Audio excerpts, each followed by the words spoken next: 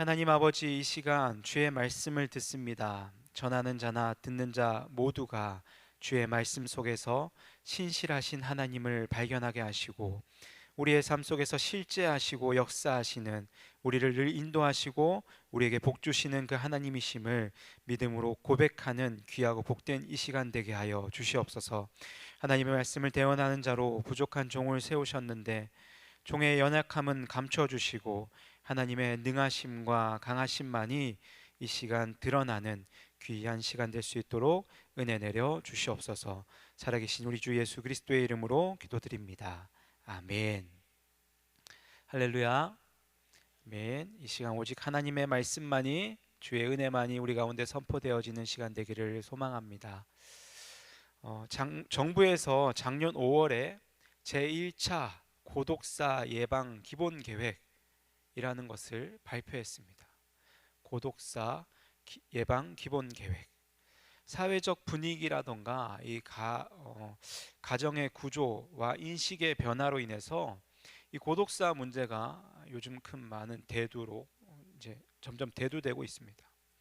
계속해서 고독사로 사망하는 인원들이 늘어나고 있기 때문에 이런 예방 계획이 필요했겠죠. 고립감과 외로움, 무관심 속에서 고독사의 위험에 노출된 사람들이 참 많은데, 그런데 이제 이것이 우리가 생각했을 때는 고연령층이라고 생각하겠지만 뉴스에 보니까 청년층, 30대 청년층에서도 이 고독사의 우려가 있다라는 발표가 있었습니다. 심각한 거죠. 이 고립, 단절, 고독, 외로움, 참 사람을 고통스럽고 절망으로 밀어넣는 요소들인데, 우리 믿는 자들이 더 열심으로 이 주변에 외로움을 겪고 있는 사람은 없는지를 돌아봐야 할 때인 것 같습니다. 제가 청년 시절에 26살에 서울에서 찬양 사역을 하던 시절이었어요. 그때 주일날 교회를 가려고 동작구에서 방학동, 그쪽 좀 1시간 정도 거리입니다. 지하철을 타고 이제 교회를 가고 있었는데 이제 음악을 들으면서 가고 있었어요. 찬양을 들으면서 가고 있었는데 저 멀리서 이제 앞칸에서 어느 할머니 한 분이 제가 있는 칸으로 넘어오시는 겁니다. 근데 제가 그 할머니를 주목할 수밖에 없었어요. 모두가 주목했는데 외인과 하니 악취가 너무 심했습니다. 누가 봐도 노숙자 분이셨거든요. 그래서 그때 제 기억에 빨리 지나가셨으면 좋겠다, 그런 생각을 했던 것 같아요. 어린 마음에. 그랬는데 그분이 이제 이렇게 다음 칸으로 가시려면 지나가셔야 되잖아요. 꽤 잘 지나가고 계셨어요. 제 앞에서 서시는 겁니다. 그러시더니 제 손을 덥석 잡으시는 거예요. 그러고 다음 칸으로 넘어가셨어요. 그 칸에서 저를 선택하셨어요. 예. 어, 어, 지금 생각해 보면 그런 겁니다. 그때 너무 황당한 기억이었는데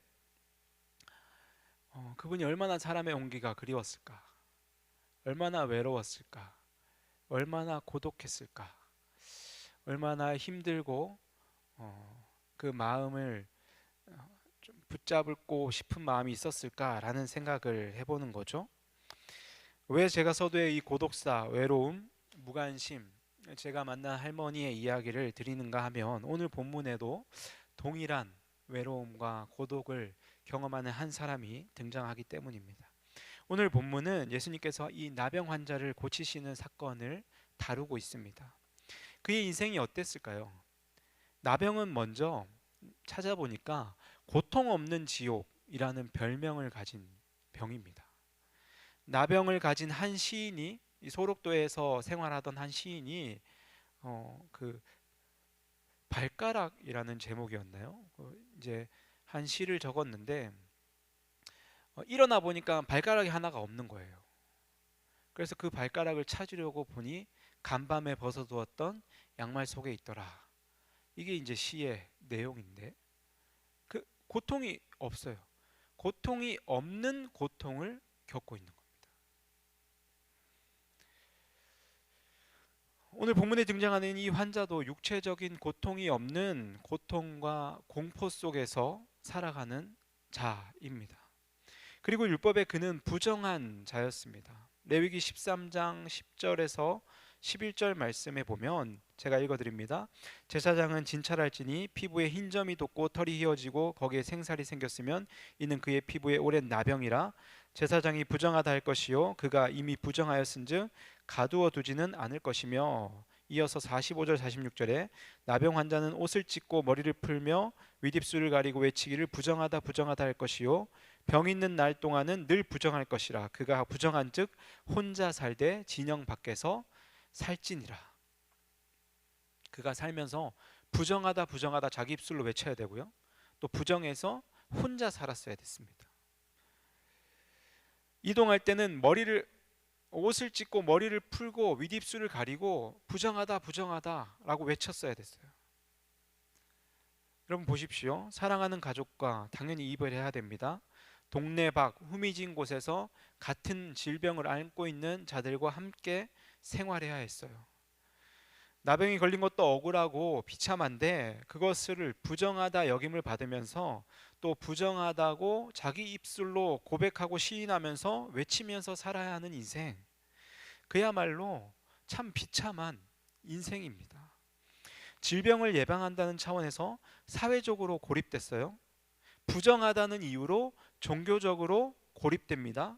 민수기 12장에 보니까 미리암이 나병에 걸린 사건이 등장하는데 그 나병은 자신의 죄로 인해서 걸린 병이다라는 인식이 그 당시 유대인들에게 강했어요.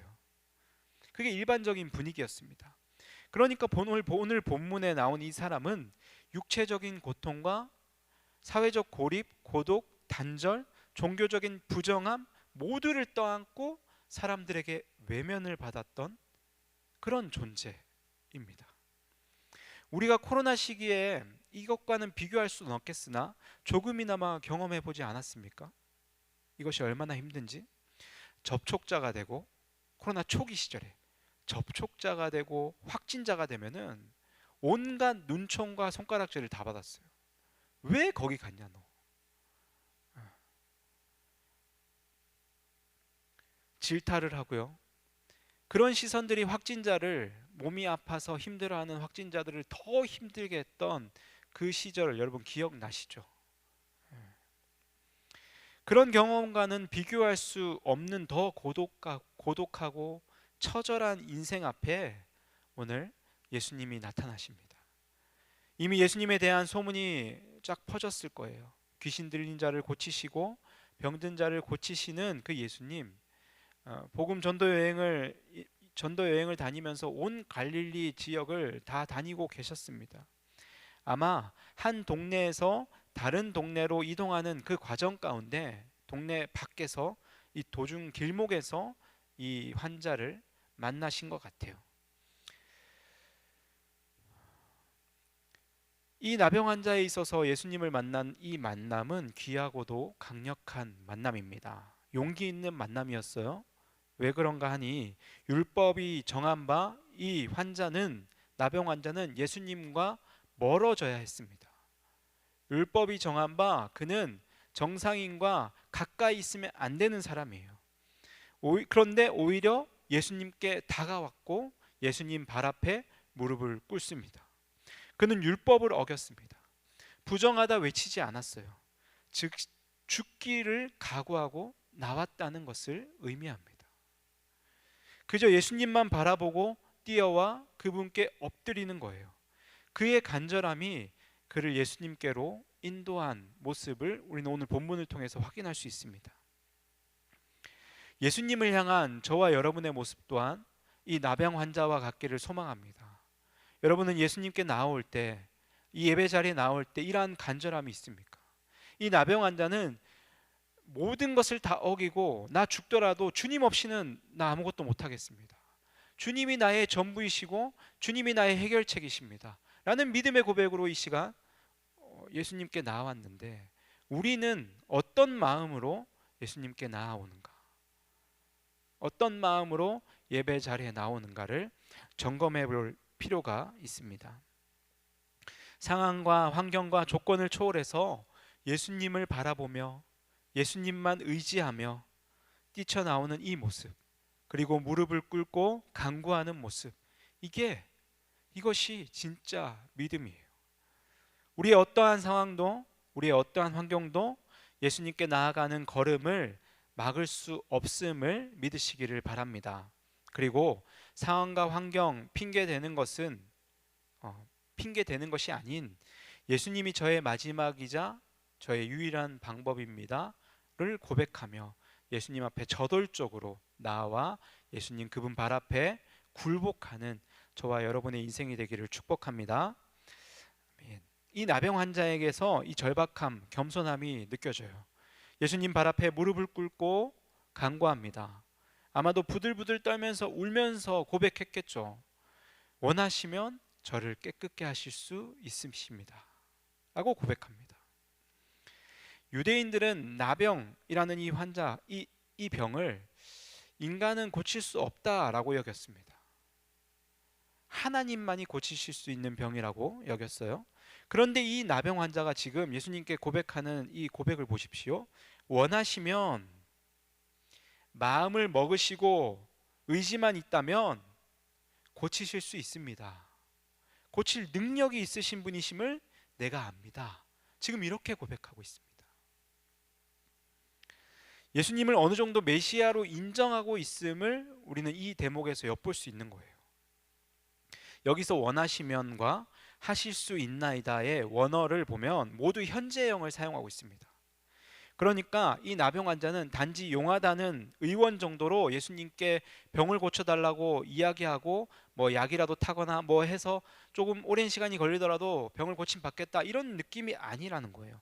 지금 당장에 내 병을 낫게 하실 수 있는 능력이 있으신 분, 그런 신적인 능력을 가지고 계신 메시아로서 예수님 발 앞에 무릎을 꿇고 있다라는 거예요. 그리고 이 나병 환자는 보통 다른 이들처럼 고쳐달라고 말하지 않습니다. 무엇이라고 이야기합니까? 깨끗게 하다. 저를 깨끗하게 하실 수 있나이다. 그렇게 지금 고백합니다. 뭐 나병이 이제 더러운 병이니까 깨끗게 하다 뭐 이렇게 표현할 수 있겠, 그렇게 생각하실 수도 있는데, 복음서에서, 다른 복음서에서 보면은 예수님께서 고치실 때에 헬라어 세라피오라는 단어를 사용하셨어요. 그런데 이 나병 환자가 사용한 헬라어는 카다라조입니다. 이 단어는 종교적으로 정결해지다, 부정함을 씻어내다, 그런 의미의 종교적 언어입니다. 여러 구절에서 이 카다라조가 쓰이는데요. 고린도후서 7장 1절에 보니까 그런즉 사랑하는 자들아 이 약속을 가진 우리는 하나님을 두려워하는 가운데서 거룩함을 온전히 이루어 육과 영이 온갖 더러운 것에서 자신을 깨끗하게 하자. 정결함을 이야기합니다. 요한 1서 1장 7절에 그가 빛 가운데 계신 것 같이 우리도 빛 가운데 행하며 우리가 서로 사귐이 있고 그 아들 예수의 피가 우리를 모든 죄에서 깨끗하게 하실 것이요. 이 깨끗하게 하실 것이도 카다라조 헬라어를 사용했어요. 여기서 모두 거룩함과 부정함에서 깨끗하여지는 단어로, 의미로 이 단어가 쓰였는데 지금 이 나병 환자가 그 단어를 사용하고 있습니다. 나병 환자의 이 용어를 통해서, 그가 사용한 이 용어를 통해서 우리가 무엇을 알 수 있습니까? 자신에게 병이 주는 육체적인 고통보다는 종교적으로 부정하다 취급받는 그 정신적인 고통, 그 아픔이 그에게 더 컸다는 것을 엿볼 수 있습니다. 육체보다는 심령의 갈급함으로 예수님 앞에 나왔다는 것을 우리는 찾아볼 수 있는 거예요. 이 나병 환자의 질병으로 인한 심적 고통, 이루 말할 수 없이 컸겠죠. 그런데 그것이 예수님께 나온 1차적인 목표가 아니라는 겁니다.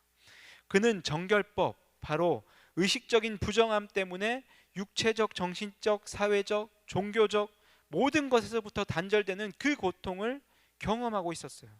수많은 사람들이 자신의 처지에 대해서 마음과 생각을 사로잡혀 현실적인 대안을 구합니다. 현실적인 해결책을 구해요. 그러나 이 나병 환자는 지금 현실적인 대안, 그저 단지 이 나병이라는 병이 낫기를 구하는 것이 아니라 정결함을, 깨끗함을 구하고 있다는 거예요. 어차피 나병 나으면 정결하다는 제사장의 선포를 받으니까 뭐 그게 그거 아니냐라고 생각하실 수 있는데, 그가 썼던 단어를 통해서 이 나병 환자는 자신을 괴롭히는 육체적인 고통에 집중하지 않았다는 것을 우리는 추측해 볼 수 있습니다. 자신의 영적 상태에, 자신의 죄성에 집중한 거죠. 그래서 그는 예수 그리스도 앞에 무릎을 꿇고 이렇게 고백합니다. 원하신다면, 주님 마음만 먹으신다면 저를 깨끗게 하실 수 있는 능력이 있으신 분이심을 내가 믿습니다. 나를 거룩해 하여 주시옵소서. 지금 이렇게 고백하는 거예요.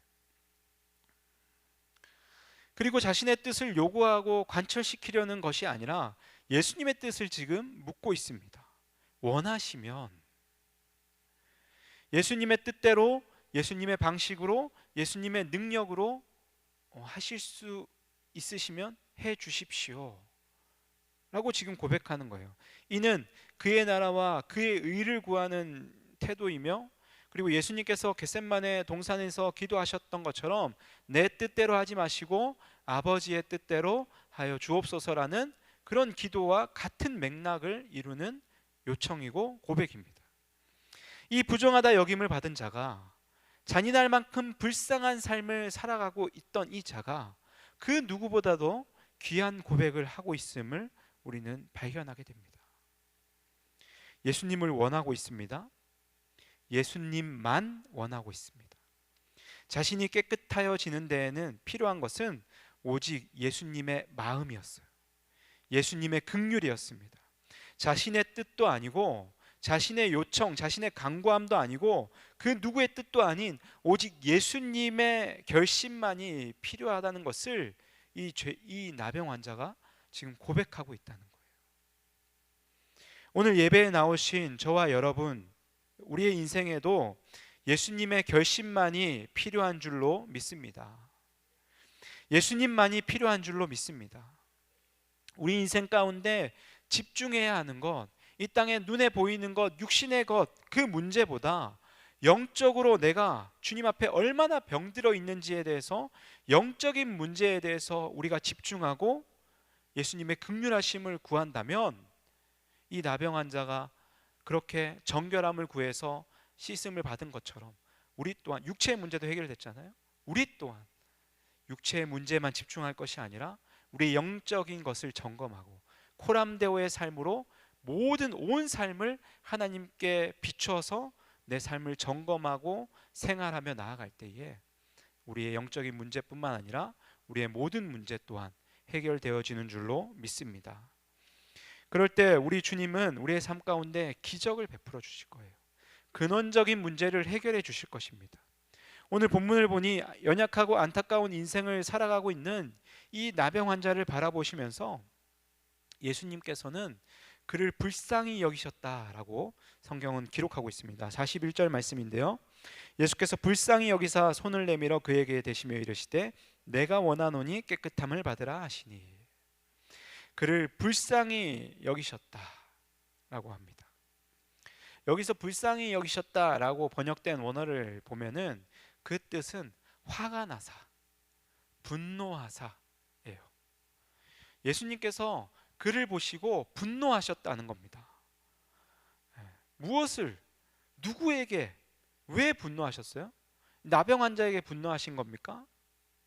아닙니다. 온몸을 감싸고 있는 그 고통 가운데 있는 나의 자녀가 사회적, 종교적 단절을 통해서 괴로움 가운데 눈물로 호소하고 있는 나의 자녀가 깨끗게 해달라는 그 모습을 보시면서 예수님께서는 어떤 형태로든 인간의 본성을 망가뜨리는 악에 대해서 분노하고 계신 거예요. 그러니까 이 분노는 사랑입니다. 사랑하는 자녀의 고통에 너무 가슴이 아파 화가 나신 거예요. 그리고 얼굴도 들지 못하고 부들부들 떨면서 자신 그 울고 있는, 흐느끼고 있는 그 나병 환자를 향해서 그의 몸에 조용히 손을 대시면서 말씀하십니다. 내가 원하노니 깨끗함을 받으라. 손을 대셨어요. 구약의 규례에 따르면 이 행동은 매우 충격적인 행동입니다. 이것은 예수님께서 충분히 유대 지도자들에게 공격을 받을 만한 행동이었어요. 율법에 의해서 나병 환자에게 손을 대면 그 부정함이 전가되어집니다. 똑같은 부정한 자가 되는 거예요. 예수님이 그것을 모르실 리가 없으셨죠. 그럼 상식적으로 어떻게 해야 됩니까? 낫게 하시고 손을 대시면 돼요. 예수님 충분히 말씀으로도 낫게 하실 수 있는 분이시잖아요. 성경 곳곳에서 예수님께서 내가 깨끗함을 받으라, 내가 치유함을 받으라 말씀으로 낫게 하셨어요. 그런데 분노하셔서, 화가 나셔서 그 죄악, 내 자녀를 붙들고 있는 이 죄악에 너무 화가 나셔서 또 그를 위로하시고 그를 만져주신다. 깨끗함을 받으라. 지금까지 사회적 종교적 고립과 소외와 육체적 고통 가운데 신음하는 그 인생을 향해 손을 내밀고 계세요. 이를 통해서 예수님의 사랑과 긍휼, 자비하심과 치유의 손길을 통해 결국 부정한 자는 깨끗하게 된다는 구원의 메시지를 오늘 본문에서 선포하고 계신 것입니다. 십자가의 제사함, 그 놀라운 구원의 방식을 이 사건을 통해서 보여주고 계신 거예요. 예수님께서 나병 환자에게 손을 대셔서 친히 그 부정함을 담당하셨습니다. 손길을 경험한 이 나병 환자는 깨끗함을 입었어요. 그의 부정함을 가져가시고 그는 정결하게 하셨어요. 구원의 손길입니다. 예수 그리스도께서 정결함으로 그를 덮어주셨고요. 예수님 자신은 그 부정함에 감염되셨습니다. 죄 없으신 이가 최악의 형벌을 받기 위해 갈보리 산으로 향하신 것처럼 온갖 부정함을 중무장한 우리 연약한 인생을 위해서 수치와 고난, 조롱을 다 감내하시면서 죄 있다 조롱하는 자들의 말에 내가 하나님의 아들이면 십자가에서 내려와라, 그럼 내가 너희 믿겠다라고 말하는 그 조롱 섞인 말에 흔들리지 않으시고 하나님의 백성이 죄 가운데 아파하고 신음하는 것이 너무 화가 나셔서, 분노하셔서, 불쌍히 여기셔서, 긍휼히 여기셔서 그것 마다하지 않으시고 십자가의 길을 묵묵히 걸어가셨잖아요. 죄 있는 우리를, 하나님과 단절된 우리를 껴안으셔서 그 죄를 씻어주시고 하나님과의 관계를 다시 연결해 주셨습니다. 보라, 세상 죄를 지고 가는 하나님의 어린 양이로다. 그 어린 양이신 예수님의 음성, 내가 원하노니 깨끗함을 받으라. 그 말씀이 귓가에 전해지자마자 42절에 보니까요, 곧 나병이 그 사람에게서 떠나가고 깨끗하여진지라. 예수님의 원함과 이 나병 환자의 원함이 딱 만나는 순간 그 나병이 곧 떠나갔습니다. 여기서 곧은 즉시입니다. 즉시 나병이 떠나가고 그가 깨끗하여졌습니다. 예수님께서 그를 깨끗하게 하시는 데에는 긴 시간도, 어떤 긴 말씀도, 어떤 치유의 행위도 필요하지 않으셨어요. 단지 한 번의 접촉과 한 번의 말씀이면 충분했습니다. 동일하죠. 우리도 한 번의 말씀이 우리 인생을 바꿀 수 있습니다. 하나님의 말씀은 완전하시니까요. 우리가 한 번 예수님을 인격적으로 경험하면, 만나게 되면 예수님을 주로 그리스도로 고백하고 시인하며 그분을 믿고 따라갈 수 있는 그런 존재가 되어집니다. 한 번의 만남이 우리를 완전케 할 수 있어요. 예수 그리스도의 보배로운 피 한 방울이면 우리의 모든 추악하고 더러운 죄는 깨끗게 씻겨질 수 있습니다. 충분해요. 이미 예수님께서는 우리를 향해서 불쌍히 여기셔서 우리의 부정함을 다 담당하셨습니다. 그러나 우리가 그것을 깨닫지 못한다면 여전히 우리는 삶의 고통을 가득 끌어안은 영적 나병 환자인 줄 알고 살아갈 수밖에 없어요. 여러분 어떠십니까? 혹 우리가 여전히 부정한 죄악을 나의 것인 양 끌어안고 살아가고 있다면 우리의 예배를 통하여서 또 간절히 주님을 다시 한번 붙들므로 주님의 그 손길을, 주님의 음성을 듣는 시간이 되기를 소망하고 축복합니다. 부정하고 연약한 우리를 만지시는, 우리의 타락한 죄성을 보고 우리를 불쌍히 여기시는, 우리 온몸에 덕지덕지 묻어있는 그 추악하고 더러운 죄악을 꺼리지 않으시고 우리를 안아주시는, 그래서 모든 죄를 씻어주시고 그 죄로 인해 단절되었던 하나님 아버지를 다시금 아바 아버지라 부를 수 있도록 은혜를 베풀어 주신 유일한 치료자이시요 유일한 구원자이시며 유일한 길 되신 그 예수 그리스도를 진하게 만나는 그 은혜, 그 손길을 우리가 다시 한 번 더 경험하고 또 그 만남을 기억해야 할 것입니다. 이 나병 환자가 그랬듯이 우리의 마음을 겸손히 하여 주님 앞에 꿇어 엎드려 주님이 원하시면, 주님만이 원하시면 저를 깨끗게 하실 수 있습니다. 이 고백이 우리의 입술에서 계속해서 흘러나오기를 소망합니다. 오늘 본문에서 예수님께서는 나병 환자에게 나은 것을 제사장에게 보이고 44절에 그들에게 입증하라 라고 말씀하세요. 무엇을 입증합니까? 율법에 정한 바 제사장들에게 가서 나병, 자신의 병이 나았음을 알려주라는 거예요. 점검을 받으라는 겁니다. 그리고 다시 모든 단절을 끊어내고 공동체 안으로 들어오라는 얘기입니다. 그럼 이 시대 가운데 우리 그리스도인들, 예수 그리스도의 보혈로 우리의 영적 나병이 나은 깨끗하게 된 우리는 어떻게 어딜 가서 이것을 입증할 수 있습니까? 마태복음 11장 5절 말씀 보시면요, 맹인이 보며 못 걷는 사람이 걸으며 나병 환자가 깨끗함을 받으며 못 듣는 자가 들으며 죽은 자가 살아나며 가난한 자에게 복음이 전파됐다 하라. 이 말씀은 세례 요한이 예수님을 향해 예수님의 사역, 메시아적 사역이 좀 더딘 것을 보고 그렇게 의문을 품고 그렇게 제자들을 보내어 알게 하실 때에 묻게 하고 할 때 예수님께서 대답하신 말씀이에요. 이 세례 요한이 의문을 품었을 때에 예수님께서 하신 말씀입니다. 메시아, 즉 예수 그리스도를 통해 하나님 나라가 임하였다는 것을 증명하고 계신 겁니다. 예수 그리스도의 대속의 은혜, 그 구원의 은혜를 받은 우리는 우리의 한 사람만, 우리 각자만의 유익이 되는 구원의 은혜가 아니에요. 주위를 향해서 입증해야 합니다. 우리의 삶으로 확인시켜줘야 돼요.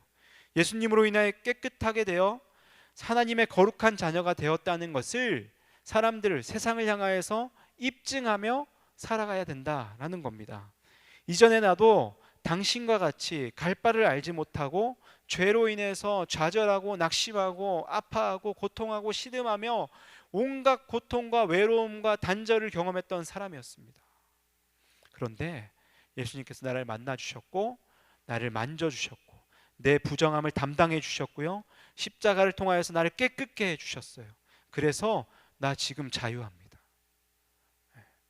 그거 입증하라는 거예요. 그거 외치라는 겁니다.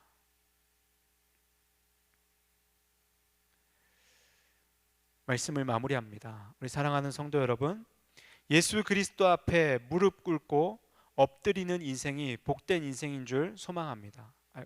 축복합니다. 우리는 굴복할 수밖에 없는 그런 삶을 살아가요. 우린 연약하니까요. 우리는 언제나 무릎 꿇는 인생을 경험하게 됩니다. 우리는 부족하니까요.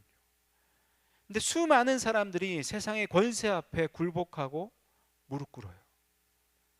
근데 그 모습은 비굴한 모습입니다. 복된 무릎 꿇음은, 복된 엎드려짐은 예수 그리스도 앞에 엎드려질 때야 비로소 복된 무릎 꿇음인 줄로 믿으시기를 바랍니다. 죄로 인해 썩어 문드러진 우리의 영혼을 만지시는 그 예수님의 손길을 경험하셨으면 그것을, 그 감격을 잊지 말고 입증하며 살아가시기를 바랍니다. 원하시면 저를 깨끗게 하실 수 있나이다. 원하셔서 자발적으로 우리를 위해 십자가를 지시고 우리를 깨끗게 하신 그 주님을 의지하며 이 땅을 하나님의 자녀로 살아감으로 세상 가운데 예수 그리스도를 증거하고 나타내고 입증하며 주님 만난 인생, 주님 만나기 전 인생, 그 비포 애프터를 완벽하게 보여주며 살아가실 수 있는 저와 여러분 우리 모두가 되기를 주님의 이름으로 축복합니다. 아멘. 이 시간 우리에게 주신 말씀 붙들고 우리 통성으로 기도하겠습니다. 신실하신 하나님 아버지, 죄로 인해 죽을 수밖에 없는, 부정함에 억눌려 살아갈 수밖에 없는 우리 연약한 인생 가운데 찾아오셔서 우리를 만나주시고 우리의 죄악 가운데 아파하는 신음하는 우리의 모습을 보시고 그 죄악에 분노하셔서 우리를 만져주시고 우리의 죄를 끌어안아 주시고 십자가에서 그 모든 죄악을 도말하여 주신 주님 참으로 감사를 드립니다. 우리를 깨끗게 하시길 원하시고 우리를 불쌍히 여기시는 그 주님께 온 마음을 다하여 나아가 우리의 삶을 오직 주님께만 맡겨드리는 은혜의 간절함이 있게 하여 주시고 그렇게 나아갈 때에 우리를 회복시켜 주셔서 예수 그리스도의 증인으로 살아갈 수 있도록 이끌어 주시는 그 주님을 경험할 수 있도록 우리 가운데 함께 하시고 우리의 삶을 주장하여 주시옵소서. 주님, 우리의 걸음걸음이 힘있게 하시고 예수 그리스도의 그 이름을 붙들며 나아가는 우리의 믿음의 걸음들이 하나님 온전하여져서 표대 되신 예수님만 바라보며 이 땅의 걸음을 온전히 걸어낼 수 있는 우리 모두가 될 수 있도록 은혜 내려 주시옵소서. 이렇게 역사하실 주님을 기대하오며 살아계신 예수님의 이름으로 기도드립니다. 아멘.